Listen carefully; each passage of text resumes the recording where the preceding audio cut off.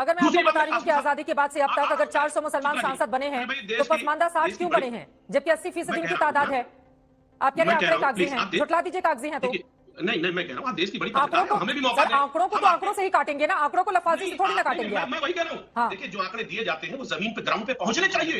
आज मुसलमान कहीं ना कहीं परेशान है, हैरान है, उसके घर में खाने को नहीं है, तमाम समस्याएं हैं। अगर ये वाकई में उनके विकास की बात ये करना चाहते थे या करते हैं तो इनको देना चाहिए। आप कह रहे तलाक खत्म कर दिया, बिल्कुल निश्चित तौर पर स्वागत योग्य, लेकिन आज जो मुस्लिम बहनें हैं उनको पढ़ने के लिए क्या इंतजाम कराया? उनके लिए अगर आप वाकई में हमदर्द होते तो उनके लिए नौकरियों के लिए आरक्षण, नौकरियों में आरक्षण देते, आपने नहीं दिया। क्या मुस्लिमों को आपको आरक्षण नहीं देना चाहिए? हाँ। क्या वाकई में जो पिछड़ा समाज है, आप बांटने की बात तो करते हैं कि ये पसमानदा है, ये उच्च वर्ग के हैं या नीच वर्ग के हैं, हाँ। आप बांटने की बात तो करते हैं लेकिन उनके हक की बात नहीं करते। अगर वाकई में उनके हक की बात आपको करनी है तो आप मुस्लिम कम्युनिटी को आरक्षण दीजिए, किसी भी समाज को आरक्षण देकर। यही बात आप लोगों ने क्यों नहीं कांग्रेस पार्टी से कही जब कांग्रेस को समर्थन दे रहे थे केंद्र में?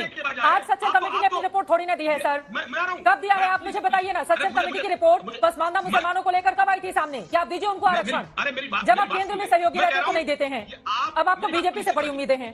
चित्रा जी प्लीज मुझे मौका दें। मैं कह रहा हूं उनको आप पहले नौकरी बाद में दें आरिफ खान साहब और तमाम चीजें बाद में दें, पहले आप सम्मान दीजिए। हाँ। ये तो नफरत की बात करता है, संगीत रागी जी के लोग नफरत की बात करते हैं, पहले उनको कम से कम सम्मान दें। सम्मान तो दीजिए संगीत रागी जी, बाकी चीजें देते रहिएगा बाद में। सम्मान दीजिए। बार बार ये जो लिंचिंग शब्द का इस्तेमाल होता है, ठीक है सर मैं जवाब ले लेती हूँ। भरोसा आपको कायम करना होगा ना मुसलमानों को लेकर। उनके खिलाफ क्या एक तरह का माहौल भी बना है जब से बीजेपी की सरकार आई है, तो उस विपक्षी दल लगातार इस सवाल पर घेरते हैं आपको। नहीं, मैं बहुत शॉर्ट में 2-3 बातें कहना चाहता हूं। देखिए भारतीय जनता पार्टी जब से सरकार में आई है सिर्फ इतना हुआ है कि आजादी के बाद जिस प्रकार से कांग्रेस ने मुस्लिम तुष्टीकरण के कारण इस देश का पुनः इस्लामीकरण कर रहा था, भारतीय जनता पार्टी ने उस रफ्तार को रोक दिया है। इसलिए बेचैनी होती है और इसलिए अकुलाहट हो रही है। एक दूसरी बात, देखिए मुस्लिम कम्युनिटी कोई होमोजेनाइज्ड कम्युनिटी नहीं है, मोनोलिथ कैटेगरी नहीं है। इसके अंदर भी सेक्शंस हैं। जैसे कहा जाता है, बार बार यही लोग कहते हैं भाई विभाजन हमने थोड़े किया था, अशरफ मुसलमानों ने किया था, जो आम मुसलमान है उसका विभाजन से कोई लेना देना न था। यही लोग आकर के तर्क करते हैं। प्रधानमंत्री जी ने यही कहा कि भाई जो पसमंदा मुस्लिम है, जो बोहरा समाज के हैं, सिया और सुन्नियों, सिया के मस्जिदों को कौन तोड़ता है पाकिस्तान में? भारत के अंदर सिया के मस्जिदों को कौन तोड़ता है? सुन्नी लोग ही तोड़ते हैं। तो जो हाशिए पर मुसलमान हैं, जिन लोगों के बारे में एक मुस्लिम कैटेगरी जिसे बना दिया गया है, उनके बारे में सोचिए, उनके बारे में काम कीजिए। उन्होंने भारतीय जनता पार्टी के लोगों को कहा कि भाई सारे मुस्लिम समाज को एक ही ब्रश से रंग देना ये ठीक बात नहीं है और वो उपवादी भी है। नहीं एक सवाल और आ रहा है आपके जवाब से संगीत रागी जी। एमएस खान जी उसके बाद में फौरन आपके पास आऊंगी। हिंदुत्व के नाम पर इतनी बड़ी जीत 303 सीटों वाली आपने हासिल की है, तो ये मुसलमानों की याद अचानक से क्यों आने लगी 2024 के मद्देनजर उन तमाम राज्यों में जहां पर आपने संपूर्ण सीटें हासिल कर ली थी? क्या इस बार डर है कि वहां पर बीजेपी का प्रदर्शन खराब रह सकता है, इस वजह से मुसलमानों का भी साथ चाहिए आपको? देखिए चित्रा जी, मुझे ऐसा नहीं लगता है कि ये मुसलमानों के वोट के डर के कारण ऐसा हुआ है।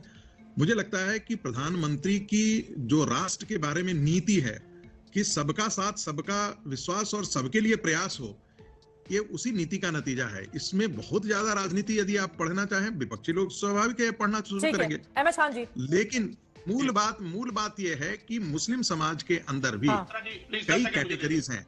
एक कैटेगरी ऐसा है, एमएस खान जी की बात हो जाए, वो जो बोल रहे थे समझ में नहीं आ पाया था क्योंकि कार्यक्रम के आखिरी हिस्से में है। एमएस खान साहब जल्दी से, प्रधानमंत्री की ओर से भी कहा जाता है ना कि एक हाथ में कंप्यूटर हो मुसलमानों के, दूसरे हाथ में कुरान हो।